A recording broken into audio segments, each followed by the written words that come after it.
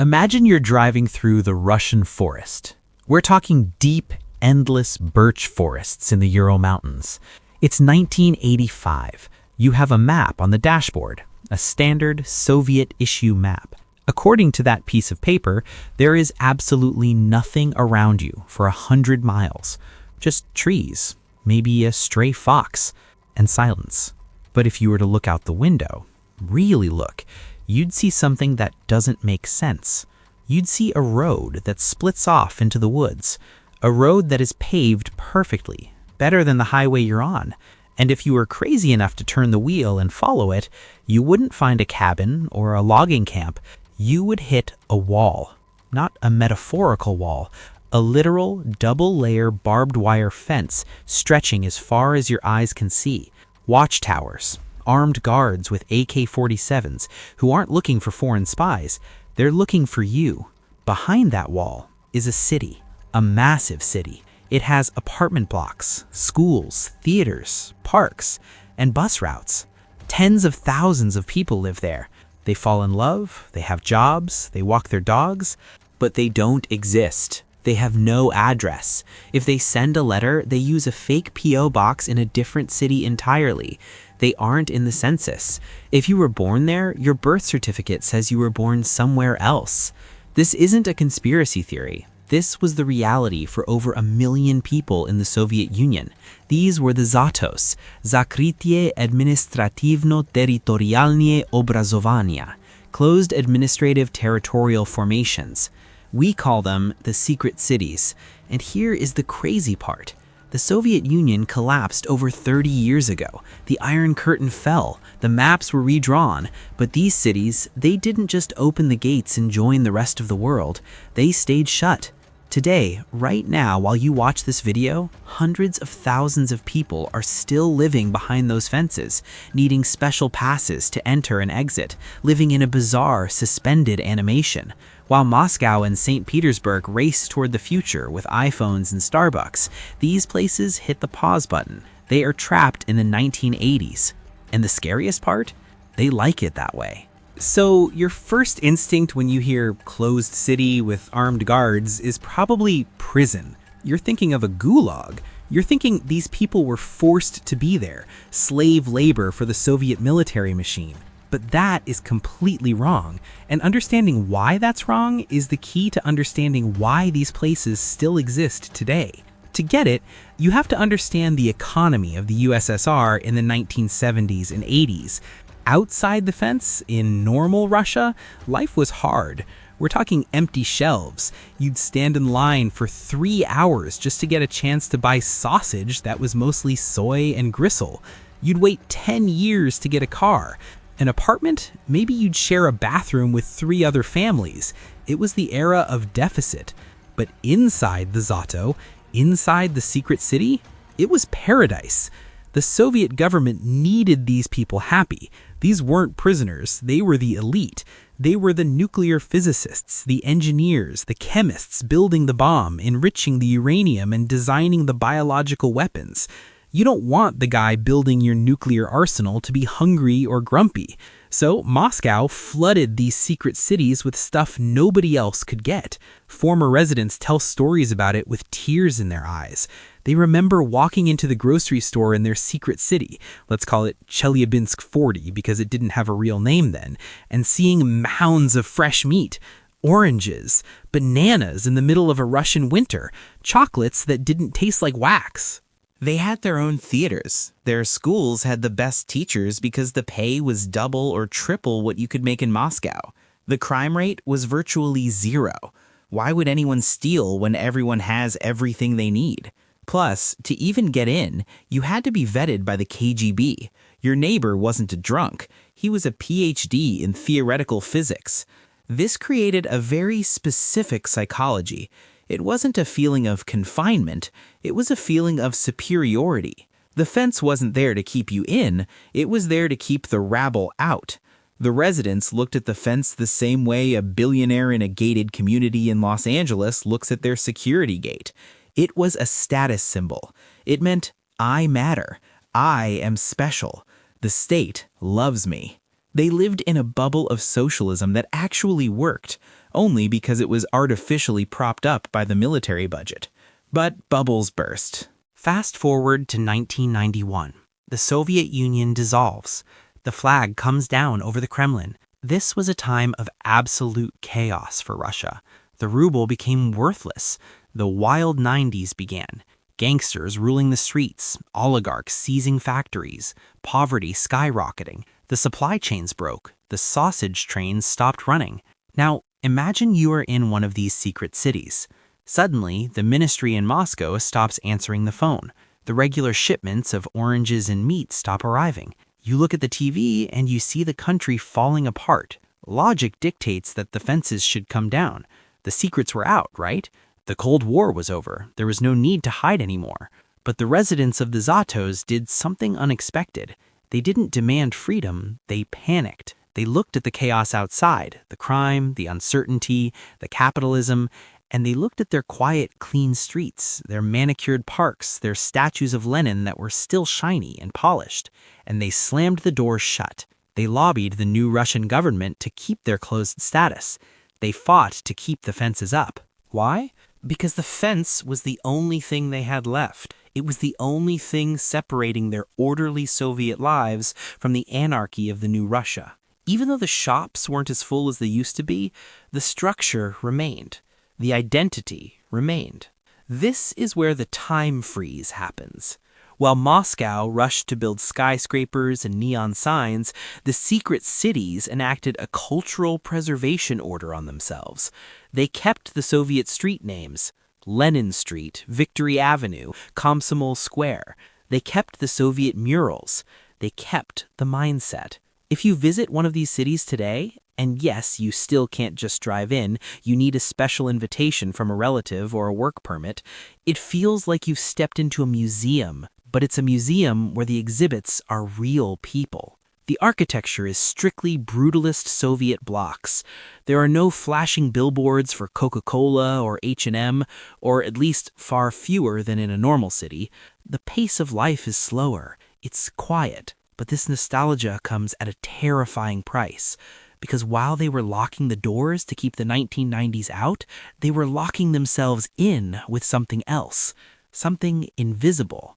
And this brings us to the darkest secret of the secret cities. Let's talk about a specific place. Let's talk about Ozyorsk. In the Soviet days, it was called City 40. This was the birthplace of the Soviet nuclear weapons program. This is where they made the plutonium for the first Soviet nuke. City 40 is beautiful. It's built on the shores of a lake. It has wide boulevards and neoclassical architecture. It looks like a resort town. But City 40 is also home to the Mayak nuclear facility. And Mayak is a nightmare. See, in the early days of the Cold War, the Soviets were in a rush.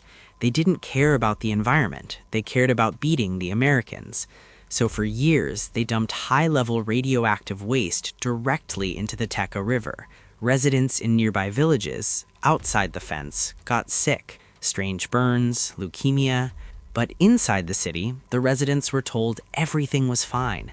They were patriots, after all. Then came 1957, the Kishtum disaster. A storage tank at Mayak exploded. It was the third worst nuclear accident in history, right behind Chernobyl and Fukushima. But unlike Chernobyl, the Soviets successfully covered this one up for decades. A massive radioactive cloud drifted over the area. But here is the twist that will mess with your head. The people inside the city, the people living right next to the explosion, they stayed. Even today, Ozyorsk is one of the most contaminated places on the planet. There's a lake nearby, Lake Karachay, that was used as a dumping ground for so long that, for a while, just standing on the shore for an hour would give you a lethal dose of radiation. It was eventually filled in with concrete blocks to stop the dust from blowing away and killing everyone. And yet, 80,000 people still live in Ozyorsk. They live next to the plutonium lake. They raise their children there. Why? I want you to really try and put yourself in their shoes. It seems insane to us. Leave, we want to scream. Get out. But talk to a resident of Ozyorsk, and they will tell you a different story. They will tell you that the fence protects them, not from radiation. They can't see radiation, they can't feel it, but they can see the news. They see terrorism, they see drug addiction, they see economic instability. To them, the outside world is the toxic place. The outside world is where the chaos is. Inside the fence, it's safe. Their kids can play in the yard until midnight. Everyone knows everyone. It's a tight-knit community bound by a shared secret and a shared history. They have traded their biological safety for psychological safety. They have accepted a higher risk of cancer in exchange for the certainty of a lifestyle that hasn't existed anywhere else for 30 years. It's a form of Stockholm Syndrome, but the captor isn't a person, it's a city. So what does this look like today, in the 2020s? If you managed to get a pass, maybe you married someone from there, and you cross that checkpoint, what would you see? First, you'd notice the cars. Sure, you see some modern Fords or Pias, but the ratio of old Soviet Ladas is way higher than in Moscow. People hold on to things here. There's a culture of repair, not replace. You'd notice the silence. These cities were designed for secrecy. People are trained from birth not to talk too much to strangers. There's a polite distance. But the biggest thing you'd see is the divide between the old and the young. This is where the trapped in the 80s theme becomes a conflict. The grandmothers, the babushkas sitting on the benches in the park, they are the diehards. They remember the glory days. They remember when the shelves were full of caviar and the rest of Russia was starving. To them, the fence is sacred. They are the guardians of the time capsule. They still talk about the Enterprise, the nuclear plant or factory, with a religious reverence. But then look at the teenagers. They have the internet. The fence can stop cars, but it can't stop Wi-Fi. They see Instagram. They see TikTok. They see what life looks like in London or New York, or even just in unrestricted Moscow. They know that living in a closed city isn't elite anymore, it's just inconvenient. Imagine being 18 years old in a city where you can't invite your college friends over for a party because they don't have a security clearance. Imagine having to explain to a date that you live in a place that technically didn't exist on a map until recently. There is a brain drain happening. The smartest kids, the grandkids of those brilliant physicists, are leaving. They are getting their degrees and moving to places where they don't need a permit to buy milk. And this is creating a weird, melancholy atmosphere in the Zados. The population is aging. The buildings are crumbling just a little bit more every year.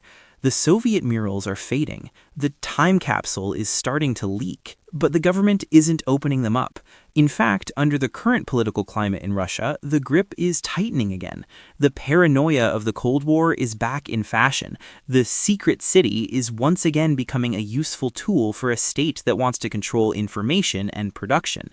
So the residents are caught in a double bind. The young want out, but the state and their own grandparents want to keep the doors locked. Let's look at the physical environment for a second, because this drives the psychology. In a normal city, architecture evolves. You tear down the old factory and build lofts. You knock down the old cinema and build a mall. The city changes as the people change. In a Zado, the city is a monument to a specific purpose that hasn't changed.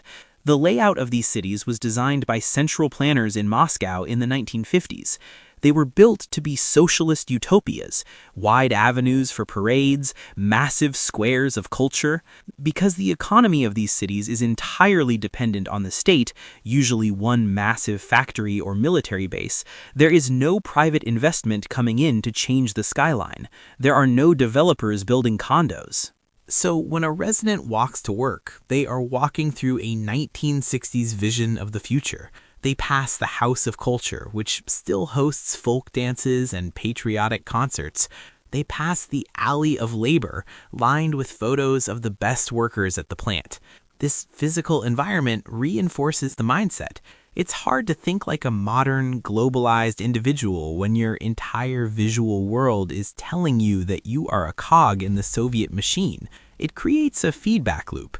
The city looks like the 1980s, so people act like they are in the 1980s, which preserves the city looking like the 1980s. And for the older generation, this is comforting. It's a way to deny that their country lost the Cold War. Inside the fence, the Soviet Union never really fell. The statues are still up. The factory is still humming. Mostly. The enemy is still at the gates. It is a comfortable delusion made of concrete and rebar. Here is the most fascinating part of my research into these Zato cities. Sometimes the government does try to open them up. There have been discussions about removing the Zato status for some of the less sensitive cities to save money. And the residents protest. They march in the streets demanding to keep the fence. Think about that. In Berlin, people cheered when the wall fell. In the Zatos, they fight to keep it up. They claim it's about safety. They say if you take down the fence, the drug addicts and criminals from the next town will come in. But psychologists suggest it's something deeper. It's about identity. If you take down the fence, they are just residents of another grim industrial Russian town. They are just people living in the middle of nowhere with a dangerous factory. But with the fence, they are special. They are the keepers of the secret. They are the nuclear shield of the motherland.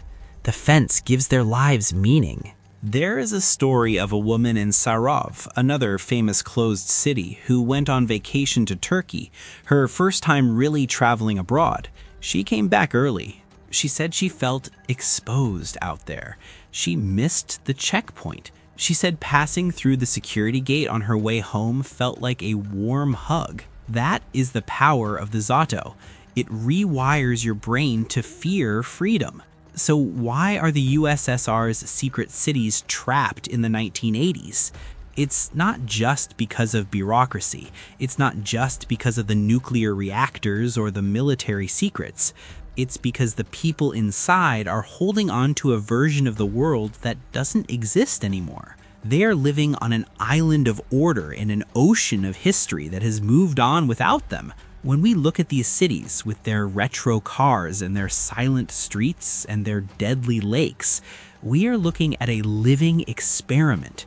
We are seeing what happens when you try to pause time. You can do it. You can build a wall, lock the doors, and tell everyone that nothing has changed. You can keep the statues polished and the grocery stores stocked, or at least pretend to, but you can't stop the rot. The radiation is seeping into the groundwater. The young people are seeping out through the checkpoints, never to return. The paint is peeling. The Zatos are a time capsule, yes, but a time capsule is meant to be buried and dug up later by future generations.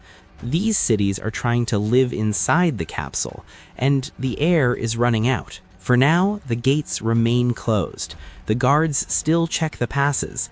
The bus still drives through the forest to a place that, on some maps, still doesn't exist.